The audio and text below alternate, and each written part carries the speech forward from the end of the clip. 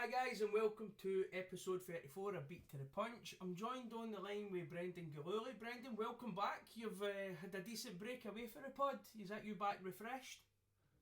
Yeah, I've been gone for a while. It's just we haven't been able to catch up. I've been working a lot, so with the time change, it's not easy.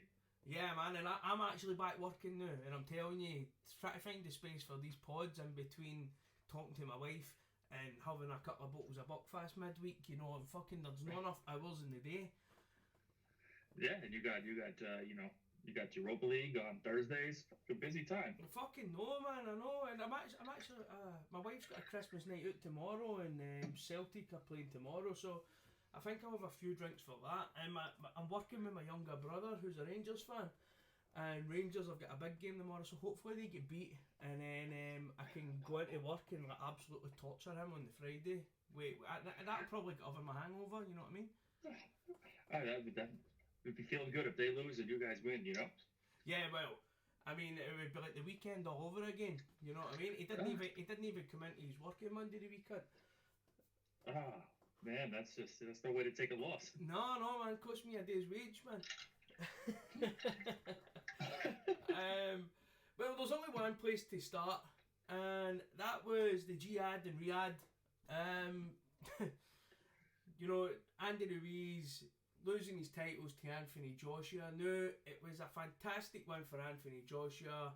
He put the work in the gym so that he could cruise it to a great win and a very, it was a good performance for AJ. Did you see that kind of performance coming? I knew they were going to change something up. They changed the camp up. They brought in Angel from London, and credit to his team for changing the tactics. I thought it was a good performance from him. That I wasn't overly impressed, but I thought he did what he had to do, and that was just win. Like famous football owner who passed away over here, Al Davis, he used to say, "Just win, baby." And that's what he needed. He needed that victory more than anything. They were going to get it any way they could, and they got it a little bit of an ugly way, but a win's a win. He's got his belts back, and he's back to being one of the main men in the division. Yeah. I mean, it was just it was like a means to an end on it. It was a horrible fight. There was zero entertainment, but I mean, the full time you're watching it, you could hear AJ slating Tyson Fury when Tyson Fury did that against Vlad. Do you know what I mean? It was that, and it took AJ to go out and do that against Andy Ruiz. But I've got to give AJ credit. I mean, he's mixed everything up. He totally mixed it up. I never thought he could be that mobile. And I mean, and be that disciplined. And I think he's proved a lot of people wrong with his actual, I don't know, we would say his boxing mentality, or would you put it down to boxing IQ? I don't really know, but it was a perfect opponent to do that to, was Andy Ruiz. Now, I said last week on the pod that Joshua had all the tools there to beat Ruiz in the first fight. He just didn't really know how to use them. The other night there, he just proved that he's rectified that, and it shows that they've been working hard in the gym, doesn't it? Yeah, they've been. I feel like after that loss, maybe he took like the 2 weeks off, and then they must have got right back to it because he looked. I thought he looked much more comfortable at that size than he did in the other. He wasn't overly muscular. Still, the guy's still a specimen, but he wouldn't have the extra muscle. He was. I like you said, I didn't picture him with that kind of footwork and movement. I didn't see that coming. But so obviously they worked and worked and worked, and all that hard work paid off. And meanwhile, across the ring, the other guy did no work, and that obviously showed too. Yeah. We'll touch on that in a minute, but we'll get the positives out the way first. It's easy to be negative. But I would say the first 4 rounds, I loved it for AJ. I thought his jab looked really sharp, and it looked to me like he was going to just break Ruiz down. I think he made a mistake maybe in about the 5th or 6th round, and he kind of caught one, or he nearly caught one, or you know what I mean, it might have been a punch round the side of the head, and it just seemed after that he was quite happy to completely disengage, and it as if he went too far the other way. It seemed in the first 4 rounds seemed as if, like, you could have seen him getting a later stoppage with just breaking Ruiz down, but it seemed after he took that chance and it nearly backfired on him, he was just happy to stay out of range. What do you think about Yeah, he got the clip, he got the cut on the eye, and I guess they decided, you know what, so we're gonna keep what we're doing, and then they imported a little bit of the old Vlad jab and grab, and yeah, it was a bit of a stinker of a performance, but stinker of a fight, not a performance. I shouldn't say that because, um, yeah, it was a bit of a dull affair after he got hit a little bit. So it makes you wonder in the future: is he going to be, is every time he takes a shot, is he going to be, he's going to revert to like that and fight that cautiously? Well, that was going to be my next question was, I mean, if you have to fight that way against Andy Ruiz, who's never been known as a puncher, Ruiz has been known as a combination hitter and a guy who probably doesn't pack too much in his punches. In fact, that was probably a criticism Andy Ruiz. Beforehand, it's like, he shoe shines a bit, you know what I mean, in heavyweight terms. He shoe shines. But if Joshua's going to have to go into the ring and be that mobile and be that evasive due to somebody like Andy Ruiz's power, what do you think that says? Does that not send out the wrong message to the rest of the top 10 heavyweights? I don't think he has to fight like that. He hasn't had to fight like that before. But maybe, Joseph Parker, he kind of fought a bit evasive. Parker's got quick hands. Yeah, if that's the way his style is going to be, he has his fans regardless, but he isn't making any new ones. I know he said he was speaking to Vladimir a lot and they become friends or whatever. And so I don't know if he was in the camp with them because it reminded me a lot of him towards the end of the fight. Yeah. And, I don't know if AJ has like, the power that Klitschko used to have where, even the, it was a 10-round hugging affair. At least at the 11th round, he's going to knock the guy clean out, Yeah. But what do you think about, well, this kind of style of fight keep his casual fans entertained? Would this cost him long run, if he does adopt this kind of style? I think they're already there regardless, he's a 2-time champion. I saw that coming already. I saw that on Twitter, he has his fans, I think, already. If he keeps winning, they'll be there, and I think regardless of the style. Yeah, to be fair, I actually think that myself, but my friends over at Beyond the Rope sent us in a question, and it was just quite a simple one, and they were asking, is that the Anthony Joshua hype dead? And I think what they're meaning by that is he lost his invisibility, that kind of, he doesn't seem the monster that he might have seen beforehand, that some maybe people were kind of bumming him up to be. I think a little bit with that performance, that's true, and especially he's not the monster in division after the way Wilder's been folding people in half, but that's the boogeyman of that division. So yeah, and I think it's going to piss me off is that's us back to where we were at the start of the year. So now it's already starting. You're already seeing Eddie Hearn saying fucking Tyson Fury this and Deontay Wilder that, and you fucking know that. Well, put it this way, AJ's got 2 mandatories that he's going to have to take this year. So we're not going to see next year. So we're not going to see that fight next year, and I just don't think I never have thought that they wanted that Deontay Wilder fight. I think that they know. I think that AJ, I think he's one of these people when he's hit, he stays hit. I don't think he's got great recovery. When you get hit by, and when you get hit by him, there's only one guy who gets up from that, and we get that rematch coming in February at least.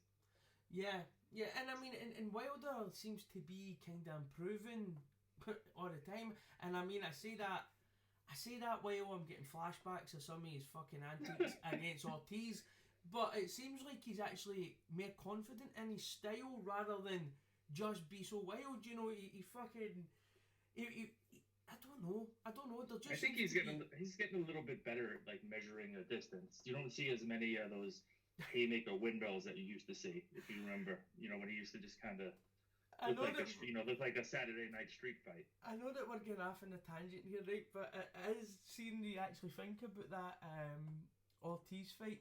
It was as if he had just learnt a new trick, and he was just trying it. See that, like covering Ortiz's face. It's as if he's just learnt that, and he just couldn't stop doing it. Try to blind him with that to set him up for the big right hand. I was at a big lift, I can't even remember, but but yeah, it was as if he just learnt a new trick, you know what I mean? Just like day one of boxing school, you know. But let's get back to the other one in the ring. A guy, I've got to admit, I kind of feel let down, but I'm not let down because what else do you expect from Andy Ruis? You know, he's a guy who's struggled for motivation all his life. But do you think that with Ruis coming in 15 pounds heavier, do you think that made AJ's extra mobility kind of more exaggerated? Do you think AJ was that more mobile, or was Ruis just too fucking fat to get close to have the speed of foot?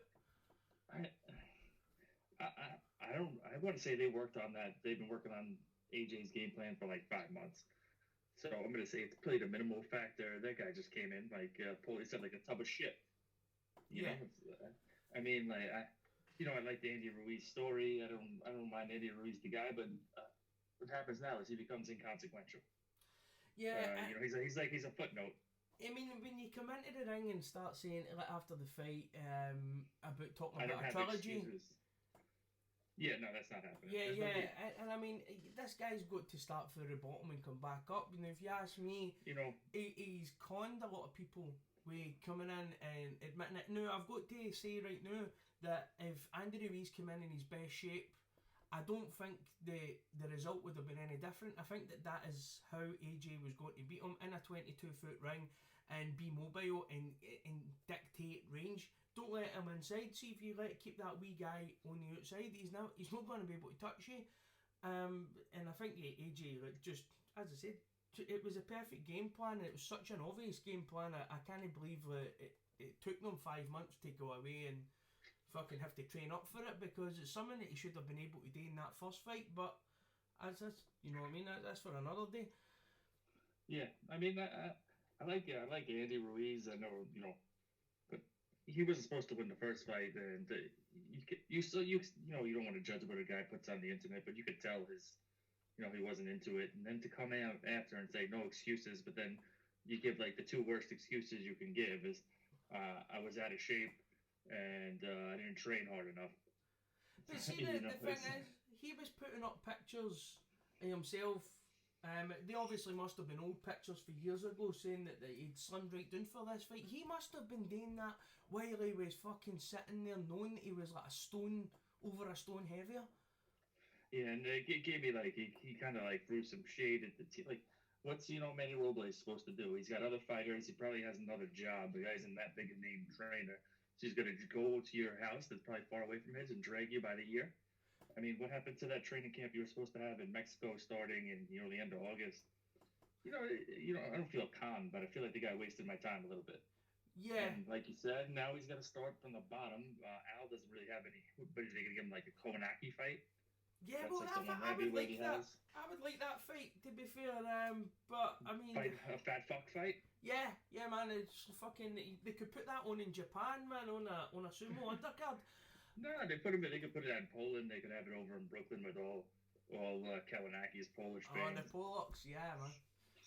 Yeah, but what else have we got anything else to say about this? Oh, just one thing I wanted to kind of bring up is Barry McGuigan.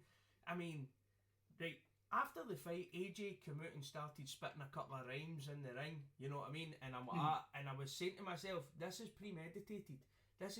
He's knew that he's come in with this, and what he's got to try and do is he's going to say a couple of these wee rhymes, and then people are going to fucking say he's Ali, and people are going to compare him to Ali. And I was thinking to myself, I hope nobody falls for this. Hope nobody does this, because it'll be fucking so stupid. Bang. That wee fucking prick, fucking McGuigan. I can't stand him. I don't know why I let him get to me so much.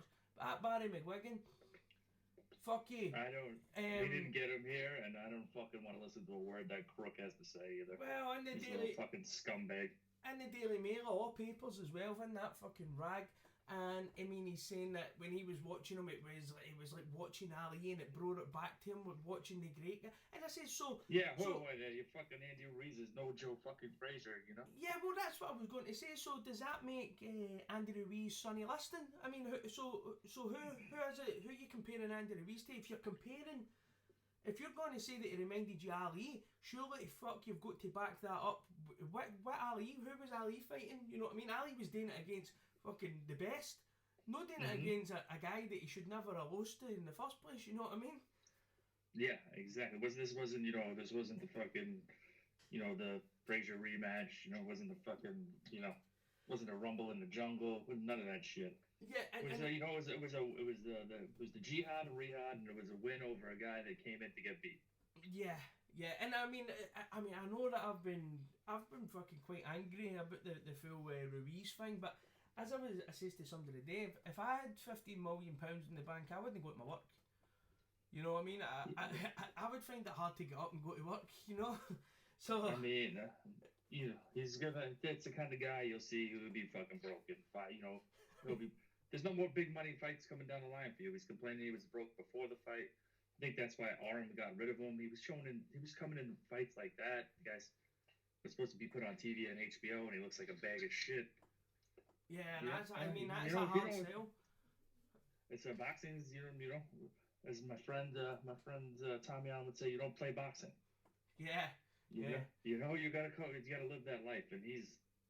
What was he going to come back against? Maybe Eddie will give him a fight against someone, but, I wouldn't be surprised if they throw him in with Dillian White, because, I mean... another fatso. Yeah, man, but Dillian can take a shot, can't he? Dillian can take a shot, so he's not going to get knocked out with Andy Ruiz, so you would kind of fancy Dillian to go inside and just kind of bully him, you know what I mean?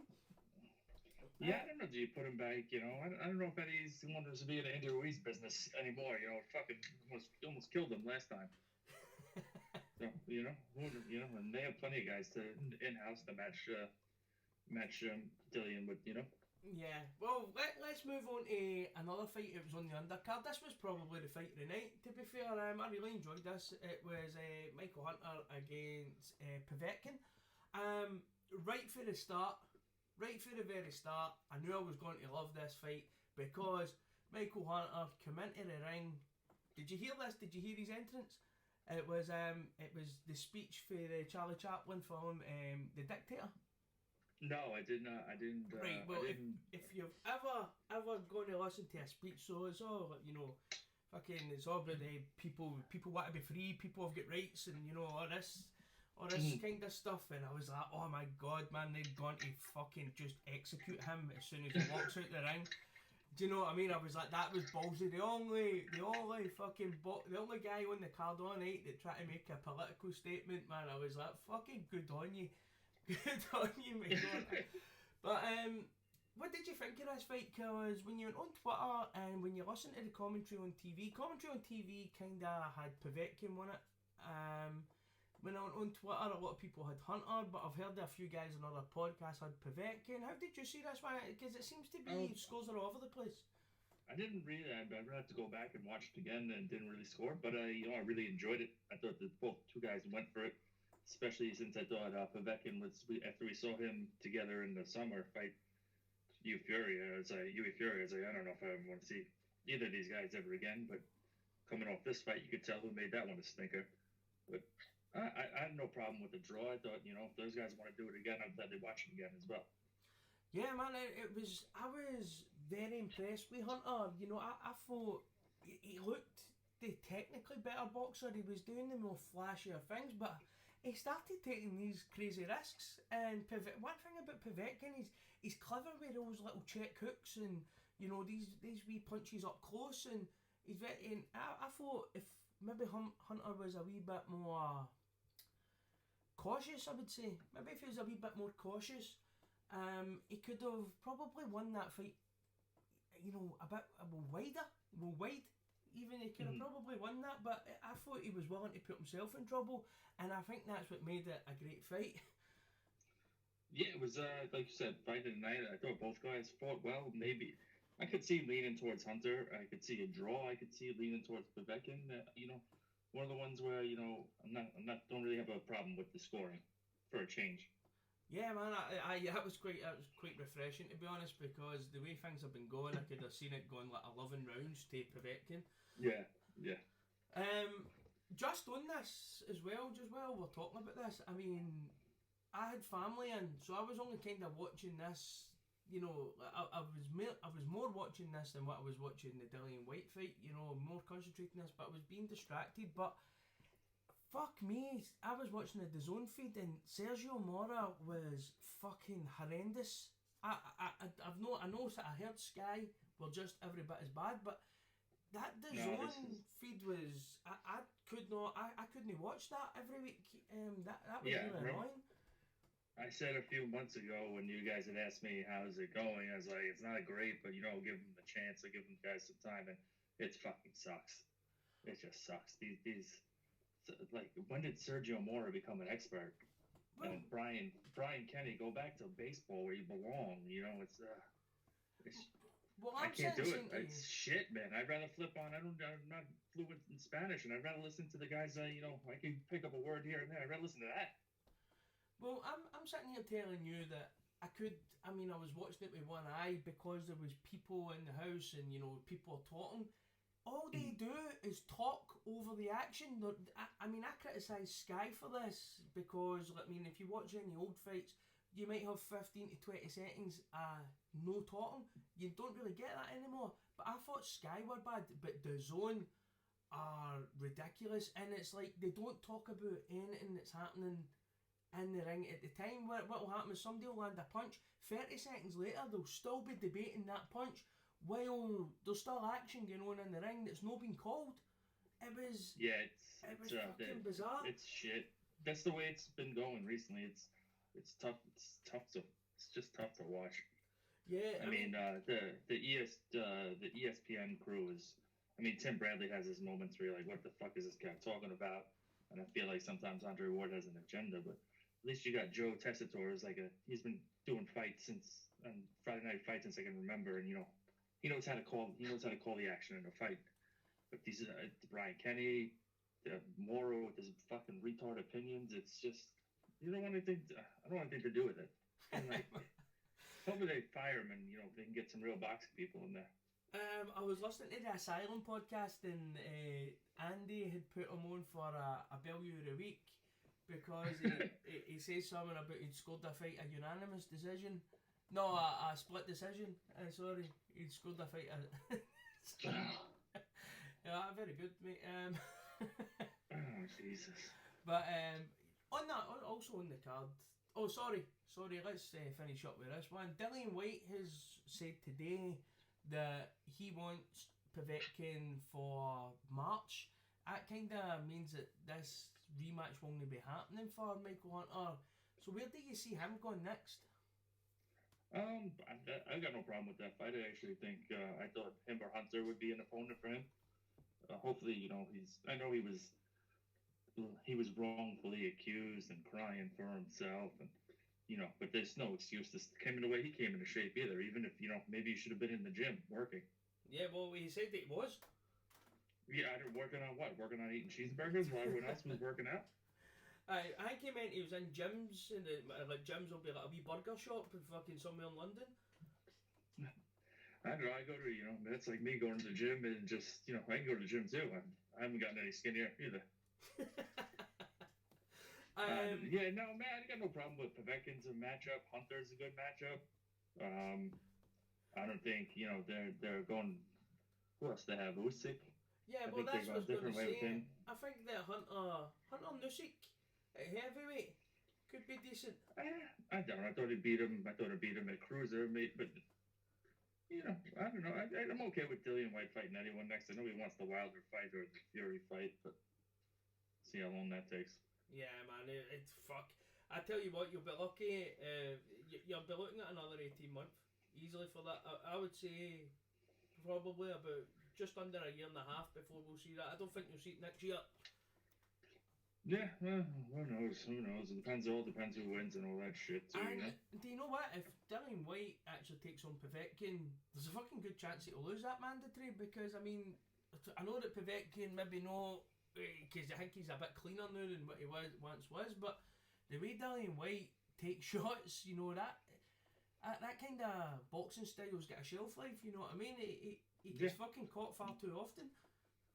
I mean, he if he's gonna fight a good fight, he can't just I don't know. He didn't even look that great against Rivas. Rivas won a good few rounds for him before the stoppage.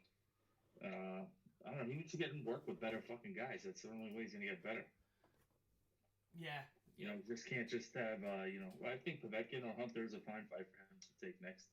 But I I mean, think Povetkin, maybe they sell some tickets for that one. Who knows? just to finish up on this card, we had Dillian Whyte and Wack. As I said, I had family in, so I was really only watching this with one eye. I wasn't too bothered about it. I seen Dillian Whyte; he looked a bit like shit. But I mean, Dillian Whyte just went 10 rounds with a guy Martin Piccoli iced in 1 round. I mean, this has got to be as a fucking terrible night's work for Dillian Whyte. Yeah, like I said, he said he was in gyms and Rod. I don't believe him. That's the guy who got the call, said, "Fuck it, who am I fighting? I'm gonna fucking I'll crumble him in 3. I don't got time for a full camp." Well, he hit the bag a few times and fucking got on the plane. Do you know he's actually in the British media today, calling Andy Ruiz Jabba the Hutt. And I thought to myself, he has got a fucking cheek. Do you know what I mean? I was like, because we knew 2 months before this event that Dillian Whyte was going to be fighting on this card. We kind of were told 2 months ago that was going to be happening. So Dillian Whyte's and Dillian Whyte wasn't long out of a camp. You know what I mean? When did they fight Rivas? Fucking yeah, he's not exactly he's not exactly Joshua Klitschko type of body guy either. So yeah, I don't know. You hate to see the fat guys, fat shame the other fat guys. It's supposed to stick together. I fucking know, mate. Tell me about it. You don't. When he's coming into the ring almost 300 pounds himself, he can't be fucking hammering another guy for coming in at 285. I know, man. I was thinking that today. I was like, you don't body shame somebody unless you're on a high horse. You wouldn't see me calling anybody fat. I mean, if AJ wants to walk around and call them all fat, I don't got a problem with it. But we can't have fat guy crime. That's not proper. Also, well, just to finish up on Dillian Whyte, as you touched on, he was cleared by UCAD. And he's been reinstated by the WBC since, with the WBC stating that UCAD says that they couldn't find any evidence that he had intentionally took performance-enhancing drugs. What do you think about this full situation? It fucking stinks. The timing of the statement for UCAD fucking stunk. I don't know, man. It just fucking feels. I don't know. Either they got threatened with a big lawsuit and they can't fund.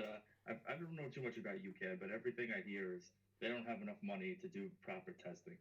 Yeah, and if guys got money behind them and want to fight it, they're gonna lose.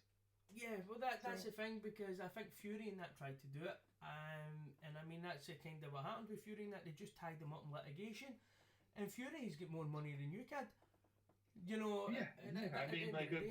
With their suspensions, they threw, what's his name? Ryan Martin.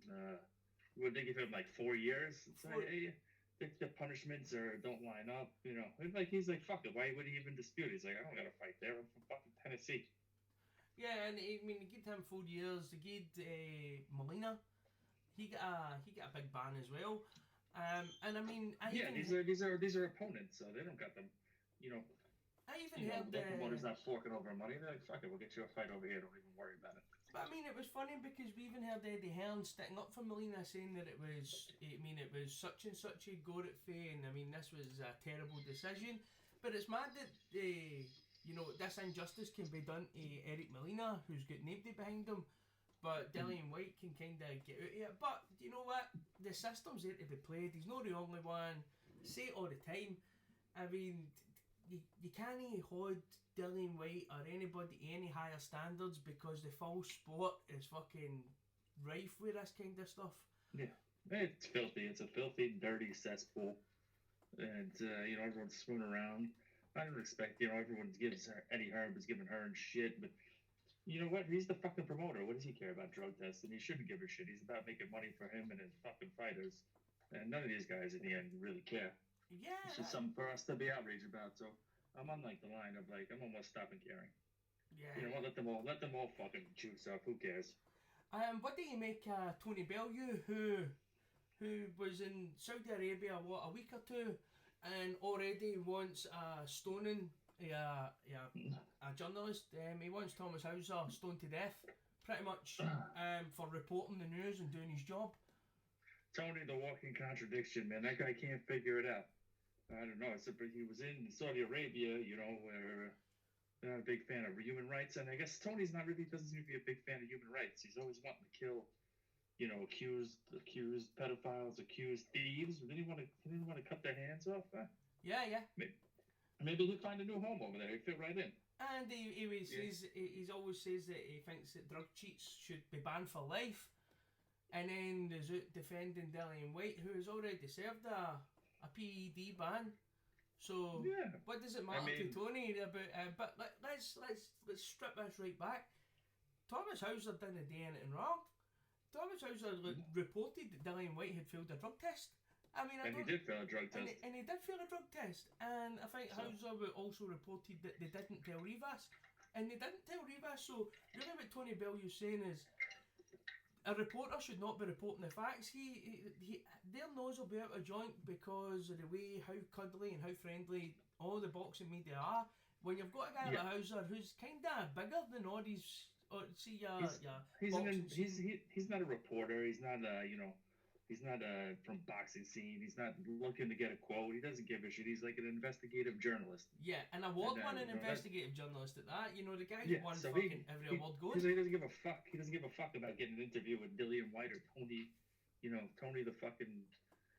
I can't make up his mind which way he fucking wants to go. Yeah. That guy could give a shit less. So I'm glad we have guys like that still out there. Yeah, exactly, man. It's quite refreshing, and it's just when you see somebody like Tony Bellew coming out with this stuff. Because I went and shared it on Facebook and had somebody commenting saying, it was me that had an agenda on against this full matchroom camp, and I was like, well, Thomas Hauser no did anything wrong. Is that if anything, I'm sure that Hauser's a lawyer by trade. I'm positive he is. I was like, so he's not going to leave himself liable either, stuff like this is going to be bread and butter for him, so he's only going to report the facts, and he knew he's got contacts, and he's outed hundreds of drug cheats. If he hadn't outed them, we would never have known. It was like, but yeah, now because he's done it to one of the match rooms and they've managed to get out of it, they're wanting him, they're wanting them to face repercussions. What repercussions? Go ahead, bring it to court, see what happens. You're going to lose, and you're going to pay him. Yeah, and it would be funny to see Tony Bellew and Hauser have a debate. Oh, God. We don't need. You don't want to see like a 5th grade education, a 12-year-old education versus we should kill him all. That guy is he's just so ridiculous. Yeah, man, and I heard somebody saying, I've not seen the interview, but they were saying on IFL, he was saying that he knows stuff about Hauser, and if they don't, if he doesn't back off, that they would be outing him as well, you know what I mean? I was like, fucking, oh my God, it's like, Tony, fuck up. I thought you didn't even like the cameras anymore, you know what I mean? No, I thought he was becoming Anthony, and he was gonna fade from the spotlight. Yeah. Guess, Yeah. Whatever. Just more shitty Sky, DAZN, all these fucking guys that hire are bums. Yeah, let's be honest. We are back to where we were a year ago. The big fights cannot happen again. The biggest fights, so it's no terrible. It's not a terrible position, but it's no very. I'm not very optimistic that these fights now get done. I think that we're just going to be back at that square one where. All these guys are all going to talk about each other. They're all going to talk at each other, and the heavyweight division will be just stagnant. And you're kind of hoping that somebody like Dillian White or that will come up and just get his mandatory, do well they're in, and just upset the apple cart. So none of these guys make a pay. Yeah. It's just we're back to. You will see what happens after February. And we'll go from there. Because I don't know, I don't think Joshua wants a piece of either Fury or Wilder, to be honest. Nah, to be fair, I think that the Pure fight in that will do him the world of good. I think that there's a lot of confidence that maybe need to be built back up with Anthony Joshua, and I think that, well, I don't think that the Usyk fight is what he needs, but I think Pulev is, you know, it's a good return fight for him, you know. Yeah, I honestly don't have a problem with that. Don't have a problem with that matchup, to be honest, either. Yeah. Let's move on to some news, some other news even. A big kick in the teeth for women's boxing, just as it's about to get off the ground. It's took a kick in the balls, let's just say. Is former IBF and WBC women's champion Delphine Persoon has returned to amateur status so she can go to the Olympics, which means the rematch with Katie Taylor will not be happening. You know, that was a fucking great fight. I was looking forward to that rematch, but I mean, that kind of sets women's boxing back a bit, do you not think? I think, you know, she's got to do what's best for herself, and, you know, she tried to get the Katie Taylor rematch. They went another way right away, and maybe this is, I don't know how much money she's making. Maybe there's a better opportunity for her and her family. I mean, but to be honest, you know, women's boxing is not really my thing, and you know, I couldn't be asked either way. It doesn't really affect me. Yeah, me neither. I'm not a big women's boxing fan either, but the one women's fight that I have enjoyed was that fight with Katie Taylor, and I'll be honest, Persoon won that fight. I know of the full Ireland after me, but Persoon won that fight. I agree with you. That's the one of the ones I watched, and you know what? It wasn't a bad fight. I thought she won, but like I said, she can't get that rematch. How much? I see like them all complaining about how much money they're getting, and you know, like I mean, you know what? She got to do what's best for herself. Do you think there's any issue with pros being able to step back into amateurs? I mean, I didn't think you could do that. I thought once you had been a pro, you had to stay. They brought that back a few years ago. I think it's like, I think it's shitty that you can end up having like, you know, just like, I don't know, a veteran, say you got like a heavyweight veteran, you know, whooping up on a 19-year-old kid. Yeah, man, it doesn't seem right. It's the fucking Olympics. It's the only, that's probably more crooked than anything else on the planet, though, you know? Yeah, man, do you know what I actually watched? I watched the Roy Jones Jr. Documentary the other day, and it was just about that, you know, that decision in the final when they jobbed Roy Jones Jr. I mean, that was god-awful. I was laughing. And then I was laughing the other day. These fuckers, the Russians are like banned from international competition. You fucking pricks just had the fucking thing in Sochi not too long ago. You fucking crooked bastards, you know? And it was not, I was just reading on ESPN that, I mean, for what I read, the Russians are kicked out of all major competitions.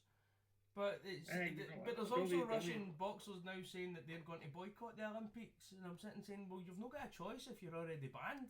You know, the Olympics have boycotted yours. Yeah, you know, the only thing that sucks for me, I really enjoy, not a big Olympics guy, but I really enjoy the Olympic hockey, and you need the fucking Russians in there with the Canadians and, you know, everybody else. You know, that's the top team. Yeah. Yep. Let's move on to Danny Garcia. He's also got a fight confirmed in January 25th. It's going to be with Ivan Redkach. Yeah. He's awesome. a career lightweight, as you know. So I mean, he's no business being up at 147. But this is just Danny Garcia's career over the back. Well, a welterweight career over the back. This is just the PBC welterweight division. You know, pretty much. So one good fight, and then, all right, we'll give you this guy who's no one ever heard of. We'll make it a main event. Hopefully, people buy tickets. I mean, Danny Garcia's reign as a world champion has got to be up there with one of the worst reigns that there's ever been. You know, it was like the bum of the week kind of stuff he was doing. And then we had the fight with Sean Porter. We know that he was supposed to fight Errol Spence, but nobody's going to tell me that this is the best he could do. You know, why couldn't they have a Thurman rematch? Well, you know, that made sense. Why couldn't? There's plenty of other fights out there. Yeah, I don't know. It just stinks of the way that business goes over there sometimes. Yeah, man. I mean, I'm not the biggest Garcia fan. I do love his left hook. He's got a superb left hook, but I mean, I don't think that he's I wouldn't say he's elite level, but he's better than this. And bringing somebody up for lightweight to fight them, it does nothing for me. And as I said, it's just kind of what Danny Garcia's done. That's his. When you remember Danny Garcia, you're not going to remember him when he was a lightweight and he was fucking elite. You're going to remember him as this fucking bum who was kidding on at 147 and, you know, kind of just fucking, you know, just... I mean, they could have get him a Broner fight or something. I mean, if he's but, you know, he's one of those guys who wants to get paid, and is what it, you know. That being said, you know, you're like crushing his opponents, but he's had some decent, you know, he's fought a lot of people, to be honest. But I mean, at 147 he was fucking, his reign as champion was shit, but I mean, I used to like Danny Garcia before he went up to welterweight. I thought he was fucking really good, you know. I used to enjoy watching him. I thought he was elite. Yeah, and that's when then the matchup changed, when the promotion changed and all that shit, you know. Yeah. Also, just to finish up on the news, Chris Eubank Jr. claimed the WBA interim title due to another dislocated shoulder. This was on the Jamal Charlo undercard. This kind of looks all set to happen now. It makes sense. Do we think the Eubank Charlo happens next? I don't see why not. I don't see they should have just made it this tonight. You know, no one would argue with that fight.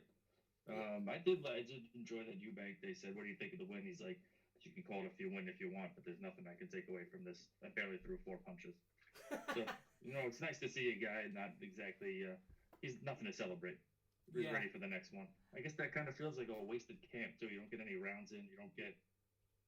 Yeah, you know, nothing against Corb. You know, Corb. You know, you throw your shoulder out. You throw your shoulder out. You know. Yeah, I mean, it was a fight that everybody was kind of looking forward to, so it was a bit of a damp squib when that happened. I mean, actually, most people would actually pick Korobov to win that fight. Yeah, I mean, I think he's a much better boxer, but you know, at 36, who knows what he's got in the tank, and obviously, you know, he probably trained his ass off because his first punch he threw, I think his whole arm almost fell off, so. Mm-hmm. Yeah, definitely. Yeah, just disappointing, but, you know, the injuries happen, and you know, I have no problem. The Charlo fight, go ahead, go make it. I mean, Charlo hasn't fought anybody anyway, so. Do you give him a chance against Charlo? Because I do. Yeah, for sure. Yeah, I think that both Charlos, I mean, I used to be very high on them, but I mean, that's kind of calmed down a bit now, and I'm kind of starting to see that it's always the same with them, you know what I mean? They're never. Spectacular knockouts over less than spectacular competition. Yeah, that's the perfect way to put it. So we'll leave that there and move on to the previews now. We've got a top ranked card this weekend. We've only got to talk about 2 of the fights on it. So we'll start with probably the least competitive fight on the card, and that's the main event. Terence Crawford against Mean Machine Kavaliauskas. This fight, again, another Terence Crawford fight that doesn't really capture the imagination, does it? No, you know what's going to happen. Everyone knows what's going to happen. I mean, I'm going. Anytime he'll fight here, I'll go see him. I think he's one of those guys. If he's in your area, you got to go check him out because he's even better in person than and then on TV. But that being said, they've got no one to match him with. I mean, this is just, you know, it'll go as long as he wants it to go. What does Crawford need to do here to impress? Because I mean, it's very hard when you completely you completely outgun the other guy in every department. It's very hard to get in there and impress. Fight him with one hand? I'm not sure. You know, I mean, if he looks bad, maybe if he looks bad, maybe someone will take a shot and fight him. But I saw they were talking to they were going to offer Sean Porter the fight him next, which I have no problem with. And that's the kind of guy I think would cross the street to take that fight. I mean, I seen the other day that Terence Crawford's now 32. I think he is. This full thing with Bob Arum not being able to get him a career-defining fight is starting to get a bit worrying now. You know, think? Yeah, it's a little concerning. You know, I thought they were angling towards the Pacquiao fight, and towards when Pacquiao's ended his run with Top Rank, and they thought he was going to retire, but Freddie Roach said absolutely not, and that was probably a wise decision. But you know, you got Spence now. Who knows what the fuck's gonna happen with him? You know, you heard the injuries weren't serious, but then if you flip a car at 120 miles an hour, I'm sure it's more than a few bruises. You got everyone's on the PVC side, unless he can move up, but he's not exactly a giant guy at 147. Well, did you not see the video?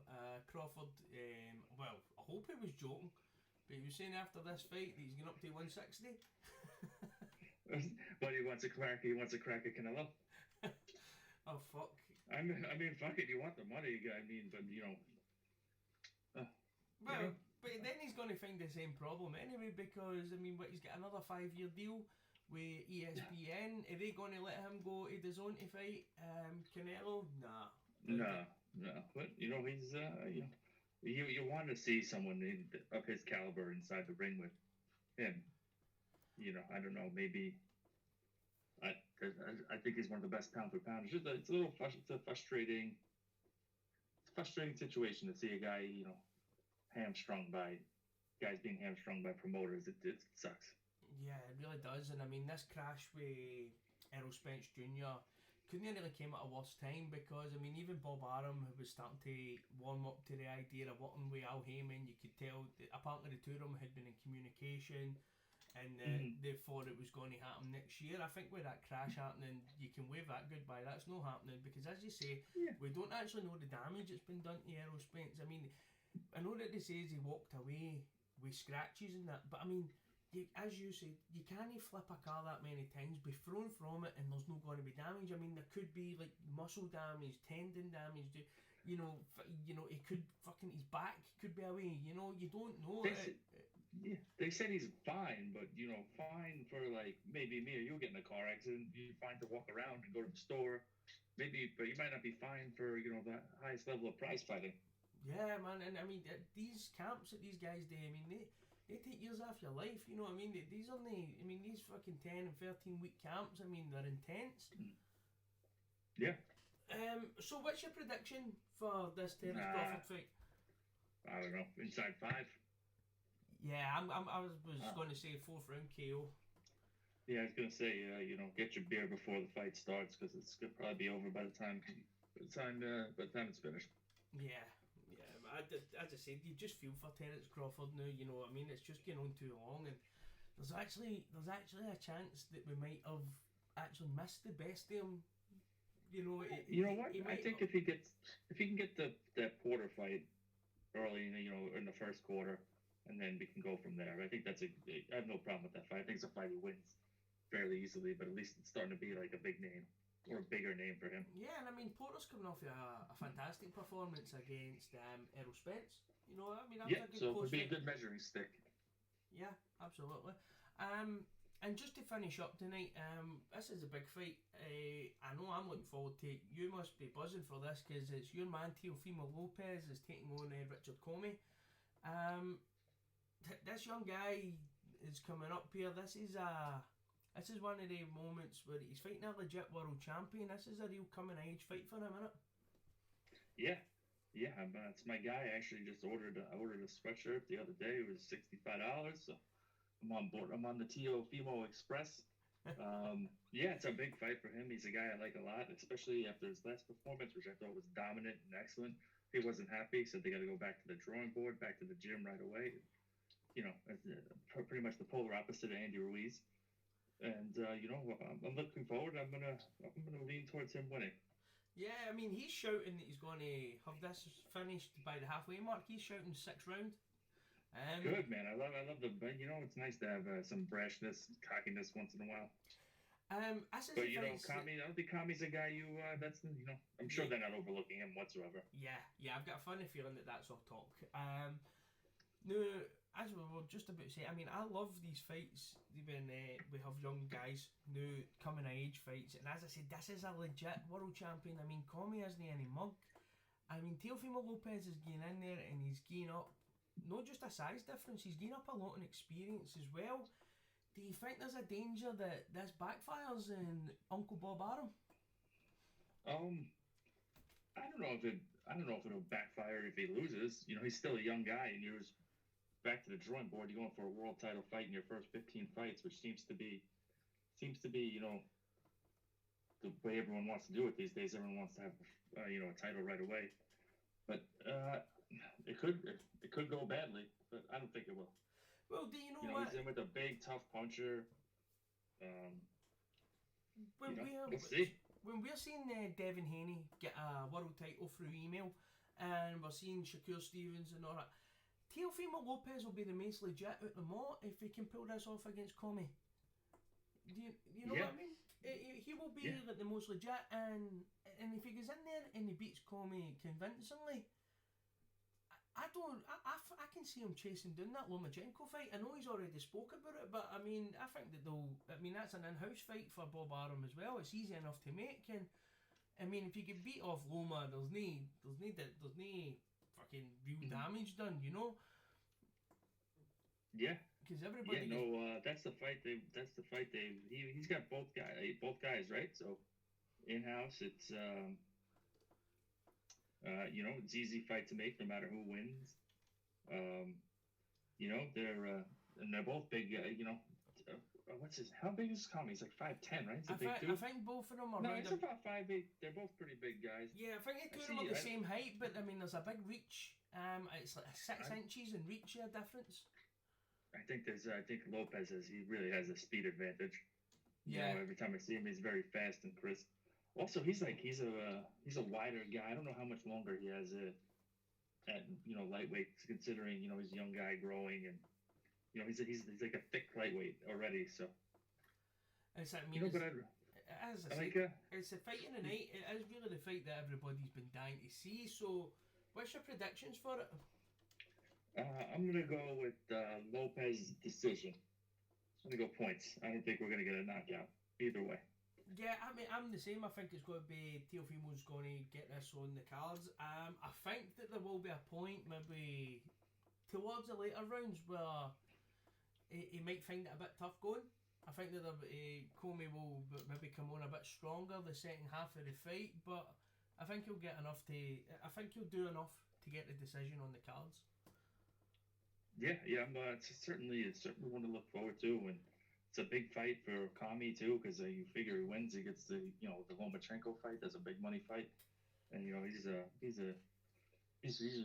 fighting out of Brooklyn. He's from New York as well, so it's just I'm looking forward. I'm actually looking forward to it. I'm actually looking forward to the whole card. It's not that bad, especially Terence Crawford. He, even though he's fighting nobody, his fans travel extremely well. Every time they've been to the Garden, there's got to be 5, 6, 7,000 of them from Nebraska. Yeah, is it Nebraska? Yeah, it's Nebraska. They that's it's I guess I don't know if they drive, because that's quite a fucking drive, but they always come, and then New York ain't the cheapest place to come support a guy from your guy, but no, he brings them out in droves, so it's always good to see. And it's not that. I remember watching him in a fight in Nebraska, and Nebraska's got like a 15,000 indoor arena.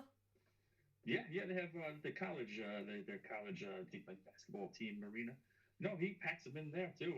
He's got big support. They love it. They love that guy. So there's no professional sports franchise there. He's what they got. Yeah, you think that they would maybe make it a bit closer to home for? I guess he gets more money when he fights here. I guess, and they travel to him for Vegas. He's got big fans. They follow him. So. Yeah, should be a good crowd, and you'll have some Irish there for Mick Conlon, I'm sure. Yeah, we've not even touched on that. We weren't even going to, but let's just talk about it. Mick Conlon finally getting his revenge mission. Yeah. It's been a bit fucking long in the making, this fight, isn't it? Yeah, I think the Russian kid wanted more money last time, so I guess Bob ponied up. No, I don't think Mick Conlon's gonna have a big career, but he's fun. He's got his fans. He brings a little excitement to the arena. So I think Mick Conlon's one of the guys. He'll pick up a world title, but it'll be keeping it will be the problem. He'll pick up a vacant world title, but he'll end up then being he'll be the target for a lot of these guys coming up. You know what I mean? And he'll probably make a lot of money because of that. He's definitely got flaws, and he's an older guy, Oh, he's fun. He's fun to watch. I mean, he gets a lot of shit from people. I'm not sure why on the internet, but I guess everyone gets shit from people. But he actually has a pretty big. Every time he fights he sells out the theater. That's 5,000 seats. So I'm expecting a good crowd this weekend. Yeah, man, and he's actually the spitting image of one of my friends, my mate Sean Levy. He's a Dublin, and we were actually up at Celtic Park, and we had people were coming up and asking for a picture with Sean, thinking it was Mick Conlon. Oh, that's fucking hilarious. A matter of fact, I ended up sending the picture to Mick Conlon, and Mick Conlon retweeted it. You know, yeah, it was funny that. But yeah, let's wrap it up there, Brendan. We actually covered quite a lot tonight. Yeah, and we've kept it under go too an hour. long either, so that's good.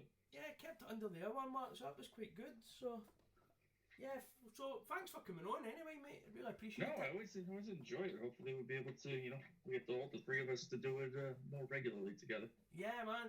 And that's what Riku was saying about we'll get a Christmas show going, and maybe talk this time about of year fights of the for year everybody. and stuff. Yeah. Yeah, this time of year, everyone's got all sorts of fucking Christmas shit, New Year's shit, fucking holiday party this and. Yeah, no me. I've fucking just had 2 months without a wage, man. I'm quiet. I'm quiet this month. Quietly going out on a Thursday night. I'm only being out. I'll be in the house drinking myself. That doesn't sound. It sounds better if you go out. I know, it's fucking so sad. Right, Brendan, thanks very much for coming on. Really appreciate it, and really appreciate everybody listening. Thanks very much, guys. And we'll just wrap up there.